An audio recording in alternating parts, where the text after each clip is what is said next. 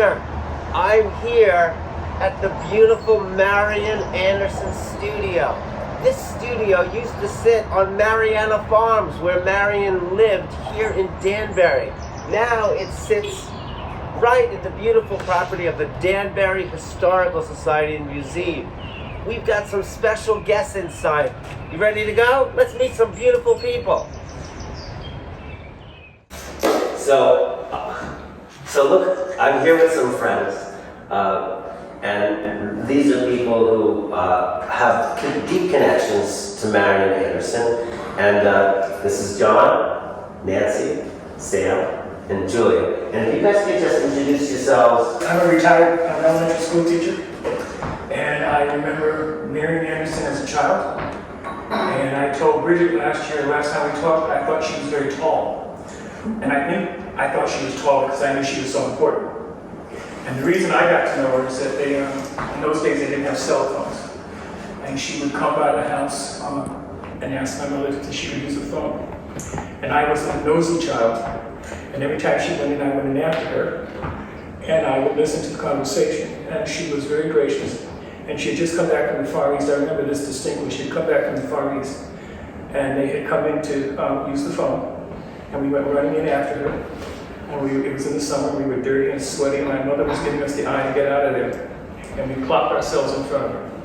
And she talked to us for 30 minutes about her travels to the Far East. And so as a child, I remember her, and I just remember her as being very, very large.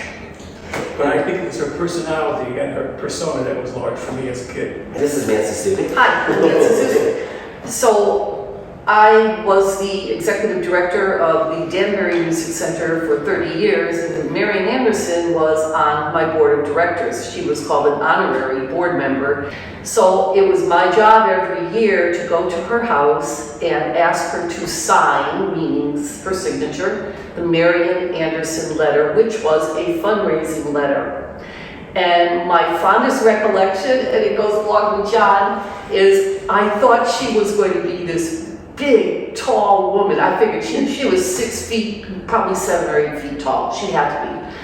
And she comes, the first time I met her, I knocked on the door and her housekeeper answered. And she was this little itty bitty woman. I was absolutely floored because I think I was starting by looking up here and I was like going like, oh my gosh.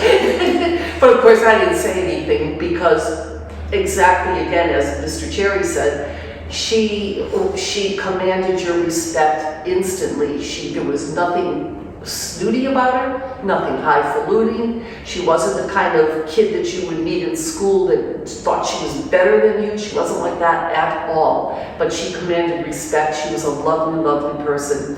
And then we sat down, she read the letter, she signed it, and we had tea and cookies. And I repeated that pattern for a number of years afterwards. I believe that the first time that I would have seen her really was at the March on Washington. I didn't meet her, obviously. She was performing at the March on Washington. It was after that. So Sam, this is the March on Washington, just for our students. This is Martin Luther King, I Have a Dream, March on Washington. Yes. You organized the Danbury chapter of the NAACP to attend. Yes. I love it, I love it. I've never seen a crowd like that in my life. I've just never seen so many people at anything together before. So I'm at art about all of this.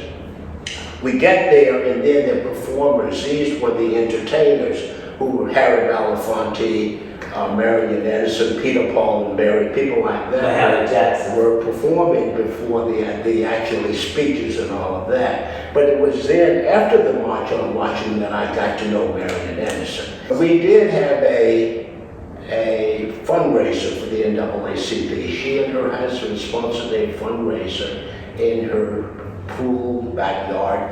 I think it was called a tea. She was sort of a tea person. She loved tea. I remember that. I knew nothing about teas.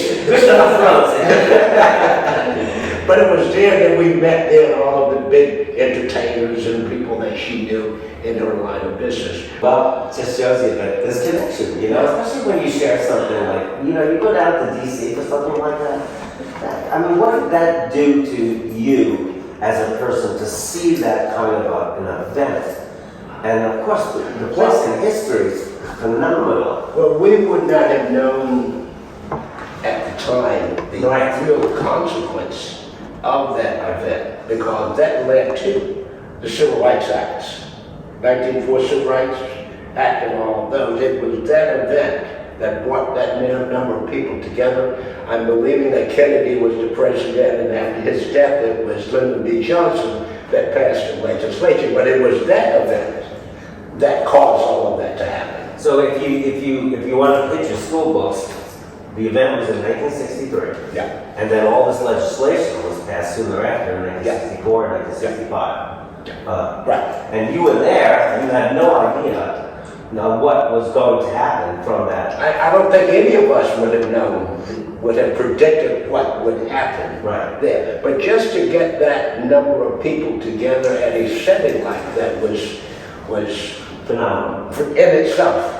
So again, just my question, so what impact, you participated, you saw it, you witnessed it, you met some of the performance. So what was that like for you, and how did it impact you as a person? Well, I'm saying that all of us, including myself, this is all new to all of us. And again, what was going on, and this was going on around the country, it energized the organization, the movement, the branches like that.